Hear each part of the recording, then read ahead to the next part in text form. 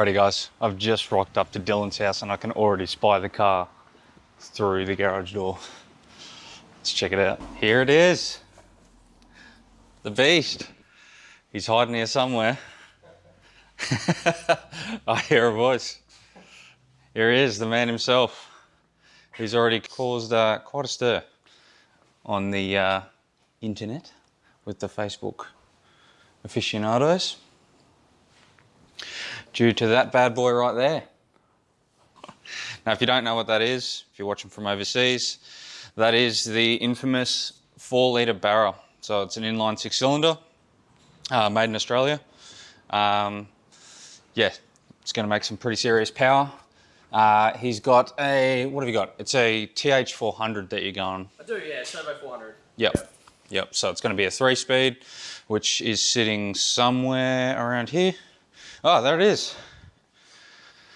So there it is. Here's a 3-speed. Now this one's already built for, what was it built for? 1,000 horsepower. Yeah, something around there. Yep, which is basically what you're going to go for with the engine in the current setup. So we may be doing some revisions to that, he reckons. Maybe. Yeah, maybe. Maybe, we'll see. Yeah. See. Yeah, no, we'll just, it's not exactly going to be happening overnight, this one. But yeah, going to be absolutely killer project. And it will actually be the, what is it, 4th one in the world. 4th in the world, yeah. Yeah, Yep. 4th Mustang S550 to have a BARRA in the world. So that's going to be very, very cool. Mm-hmm. And this will have to be the first one with a TH400, won't it? That I'm aware of, yeah. Yep. Because Adam LZ's, which a lot of people would no doubt know about, that's got the 6R80, 6-speed box. And there's a couple of drifters, I think, and there's one drag racer who's got one. So yeah, to my knowledge, this will be the first one with TH400. Very, very cool. So as we said before, it's an S550 Mustang. It was involved in an accident. Now, what actually happened with that one? It was sort of sandwiched at one point in the front and rear. Yep. I'm not a panel beater, but all I wanted was a straight chassis to work with. Yeah, so that's what I've opted for. The rest, I can figure it out. Yeah. Out, yeah. So it's a 2017. 2017. Yep, 13,000 Ks when it got in a little bang. Yeah, right. That is extremely low case. Let's have a look. The door's open, I'm assuming. Oh, never mind. We'll just clearance that for you. Yeah, tidy. Now, obviously, pre-warning, this is not going to be a show car or a street car. This is going to be for legal hooning purposes, from what I've been made aware. Is that right? Yeah. Burn some rubber, have some fun. Yep. Yeah, Keeping it on the track. Why not? Yeah, because the motor, the BARRA, was out of his last car. So he actually had a BA XI6 Turbo, which was extremely clean and tidy. Said no one ever. No. It is quite well known, actually. It had the snoozers, the number plates.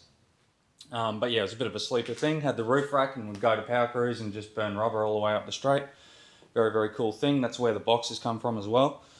But yeah, so that's where this engine's come about. So I believe you're doing a freshen up on the engine as well. A little bit of a birthday, yeah. So I had the smaller turbo, the precision turbo last time, and now I'm going to be upgrading to the bigger Garrett and a couple other little things just to give it a birthday. Yep. It's due, yeah. Yeah. Plus you've got to do a couple of things for FG, right, to get things to clearance and get things so to I'm fit. going to do a little bit of, particularly the FG sump, because the hump is at the back, where it needs to be on the GT model with the steering rack. Yep. And then while I'm there, I might as well do the coil cover and also the intake manifold will be changed to an FG style Plasma Man intake. Oh, yep. Yeah. Because we already know that works, right? We've seen that on Adam LZ's one, for example. That's what he used, didn't he? We know it works, Yep. so it's going to work, which makes my life a lot easier. Yep, definitely. Yeah. And so you just got this big snail over here, didn't you? This hot side setup. Yes, I did. Can't wait to see that. So what is that? That is a Garrett G42 1450. Yep. which is still one of the best turbos you can get, value for money wise. Can't wait to spin him up. So what manifold is it sitting on? So it's a 6-boost Pro Boost style manifold. Yep. And that's just for clearance on the strut tower. You went that way. Yeah, and Plus, it looks fucking sick. It looks sweet, doesn't it? It looks sick. Yeah. And I should actually mention, we're going to come back over to the car. For anyone that's going to be triggered, yes, this is an S550 GT. It did come with the 5 litre, as you'll see on the side, Coyote engine. We've already had a few people triggered on Facebook, as we said, that were like, why would you take the Coyote out? It's a superior engine. 1, questionable. 2, it was bought as a roller. So just sit down, relax, keep the dummy in. It was bought with no engine, no gearbox, no tail shaft. So on that, let's get into it. So today we're actually going to be starting on the engine teardown on the BARRA, because we need a few things to fit, obviously, like I said with the FG stuff. So we're doing FG coil cover, like Dylan said before, FG sump, because it's reversed from what the B series one is, plus it needs a bit of a birthday, right? So we're going to be tearing that down, and we'll film that and show you guys what's going on. Here it is, proof. Coyote is not present in the classroom. So yeah, as I said, it was bought as it was repairable right off, yeah? Stat right off. Stat right off, yeah. Okay, sure. But as I said, this is not going to be a street car. It's not going to be for any of those duties, purely for race and fun duties. So it suits the purpose. And once you realise that it didn't come with the 5 litre, hopefully some people relax a bit. But we'll see.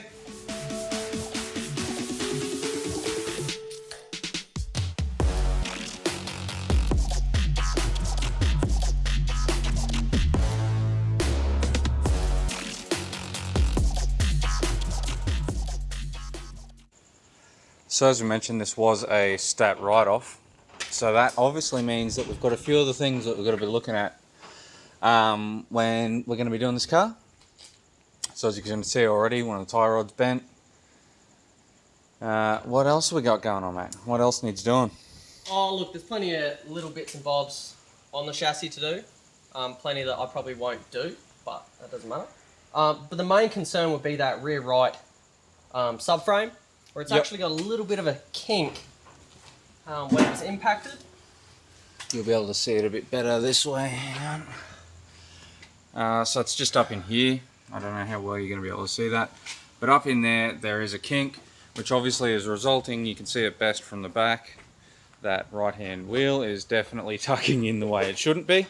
But hopefully we can straighten that up and it should be all good. If not, you said you were going to source a different IRS, like a subframe, weren't you? Yeah, I might have to just put a new subframe in it, but we'll get to that when we get to it. Yeah, exactly right. Yeah.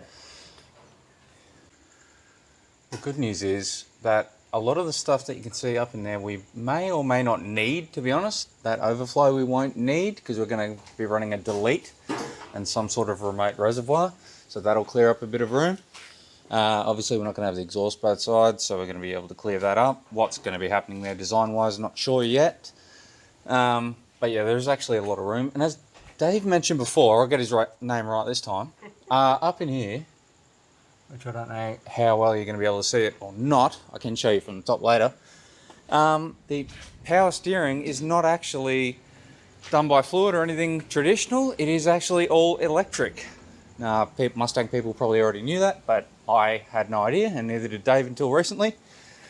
Which the beauty of that is, one, it's not, relying on belt drive. It's not going to be running into any leak problems, no power demand, and it's just cleared a lot more room. So, a lot of good things. Now, we're also going to have to look at things up here. We're obviously not going to need the AC condenser and things like that, but we're going to need to clear room for the intercooler. Going to have to see where we can poke some of the intercooler piping and things up through there. Obviously, we're going to look at what some of the other guys with the other three have done. Just see where they've sort of run things and what we can come up with ourselves. We being Dave. Yeah. But we'll see what we can do with that. And then after that, once the motor comes back from being freshened up, we can just sit it in the car. So Tough Mounts, was it? Tough Mounts actually do the mounts? Yeah, Tough Mounts do the mounts, which we're just waiting on now. They're the only supplier that has done them. We should make this relatively easy-ish. And they made them for the right-hand drive ones anyway, so it's not like it's going to be a left-hand drive issue. They did. The first one they made was an Australian car, so they worked off that base. And then that's why Adam LZ had to modify his for left-hand drive. So this should just be direct bolt in, happy. Yeah, sweet. So I've already gone ahead and got the mount for the TH400. That guy there, pretty schmick looking piece actually. But the good news is that it will fit straight onto the existing mount, so we don't need to stuff around with any mounting points there. So we're told. There you go. Like advanced Lego. But yeah, obviously shifter and things like that we're going to have to suss out as to how that's going to all work and fit.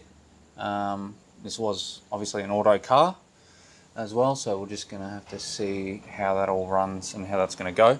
But yeah, as far as the mounting part for the TH400, it's actually, yeah, pretty much direct mount, so that's made it a lot easier, to be honest. So as I showed you before, this is the box that's going in the car, and the shifter and everything out of the last car that will be going in this. Obviously we've got to see what will exactly work, don't we? Yes. Yes, we will. So what is actually in this box? We said it was rated for 1,000 horsepower. Obviously it's a huge box, but yeah, what's actually in it? So it's what they call a Pro Street build from Hughes, which is the American-based company, very reputable. Which I've been running, and they say 1,000, but honestly, it would definitely go more.